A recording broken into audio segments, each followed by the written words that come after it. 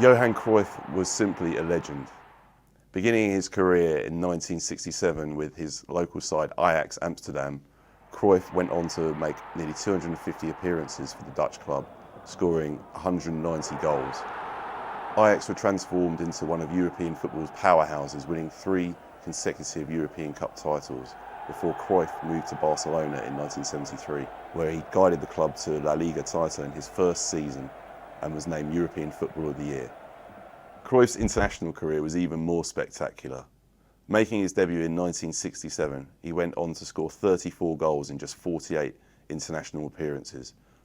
In Holland's first game of the 1974 World Cup against Sweden, Cruyff produced a piece of skill that had never been seen before. On first view, it looked so simple.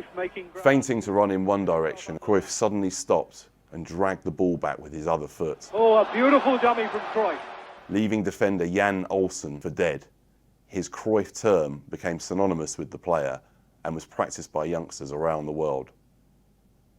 Having controversially blocked out the third stripe of his side's Adidas kit because he had a boot deal with Puma, Cruyff saw his side make it all the way to the final with some imperious performances, including victory over Brazil.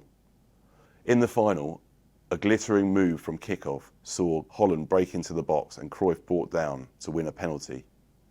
His teammate Johan Neeskens put the ball away, but the Germans came back and marked out the game in the second half. Cruyff ended up on the losing side. They are known in some circles as the greatest team never to win the World Cup, and Cruyff was seen as the pioneer and the leader in that squad. Unfortunately, this was Cruyff's only appearance in the World Cup finals, as 4 years later, he declined to be part of the squad, which also reached the final, losing to host Argentina. In the twilight of his career, Cruyff turned out for 2 clubs in America before returning to Europe.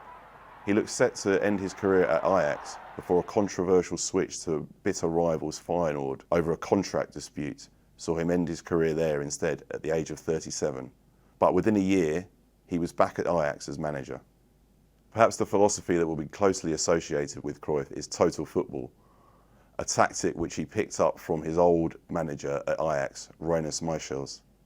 The system was based on all players being comfortable in all positions and being able to switch around when necessary to create a more fluid system. Cruyff refined that system when he moved to Barcelona, having experimented with it during his formative years as manager at Ajax. From that system, Cruyff helped to develop the famous La Masia youth academy at Barcelona, which has been responsible for the production of some of the world's greatest footballers in the last 20 years. From Pep Guardiola to Lionel Messi, who came to La Masia as a 13-year-old. It's no surprise to see all those players paying tribute to a man who was known for his skills beyond just the football pitch. After his retirement from management, Cruyff remained an influential figure in football, never short of an opinion when it came to his beloved Ajax or Barcelona. Even up until his death, he was still fighting for the style of football that he believed in.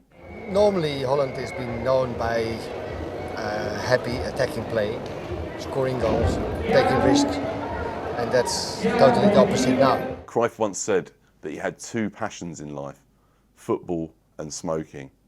While still manager of Barcelona, he took to sucking on lollipops on the touchline to stave off the craving. But ultimately, he lost that battle. His death came as somewhat of a surprise, given that last month he had claimed to be 2-0 up in the fight against lung cancer. Johan Cruyff was, quite simply, a legend of the game. And as his former player at Barcelona, Gary Lineker, said, "Football has lost a man who did more to make the game beautiful than anybody else."